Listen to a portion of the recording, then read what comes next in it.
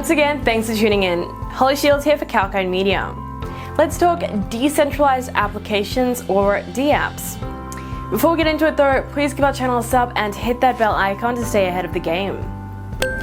Decentralization means independence or having separate control of a group. A decentralized application, or DApp, is therefore built on an independent peer-to-peer network blockchain.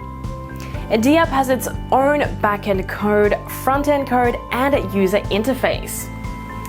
Its front-end can be hosted on a decentralized storage.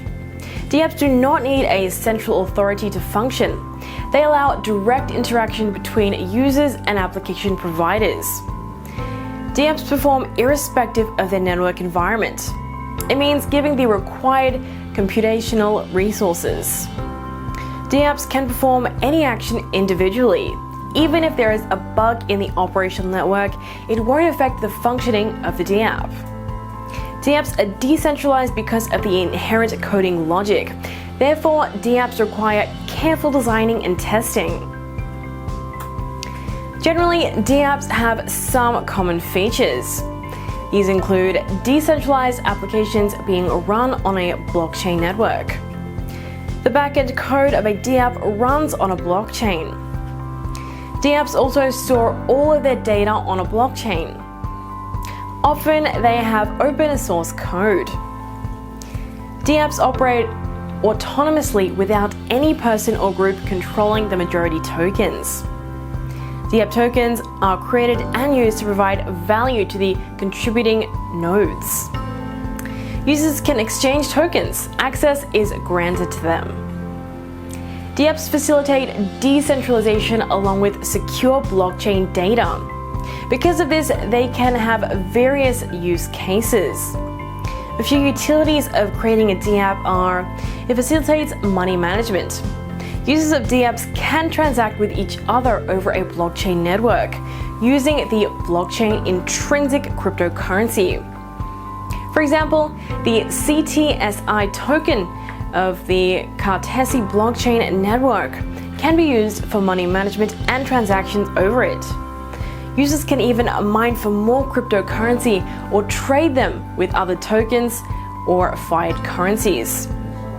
DApps also allow payment processing. There is no need to integrate with a bank or a fiat payment provider to process payments. Users can transact directly using cryptocurrencies that have mined or been traded on the blockchain.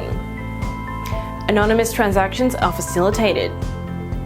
Verification of user credentials is not needed on DApps. They use a system of public and private keys with which users can transact and transfer data easily. The degrees of anonymity may vary for each DApp. However, they end lengthy registration processes earlier required for transactions. It facilitates data security and audit on the blockchain. DApps provide users with a way of incurring secure auditable transactions or transfers. The open source DApp code is easily accessible and very much understandable to users. It has inherent transparency and security of the enclosed data. Since it works on the blockchain, the data is even audible and easy to access by third-party auditors. That being said though, DApps do have some disadvantages over regular applications. Namely, they are fault tolerant as they do not have a single point of failure and are distributed by default. DApps prevent violation of net censorship since no central authority can govern it. Blocking a DApp domain or IP address is impossible, as DApps are not accessed via a particular IP address or domain, though governments can track individual codes in the network and shut them down. A DApp has numerous dispensed nodes. It's easy for users to trust DApps as they are not controlled by a single user who could cheat others. But DApps cannot be termed foolproof. Like every other system, even DApps have certain disadvantages. As for a few of these, it's challenging to fix bugs or update the DApp since all peers on the network need to update their node software. Some DApps may require identity verification. The level of identity secrecy varies, but there is no central authority doing so.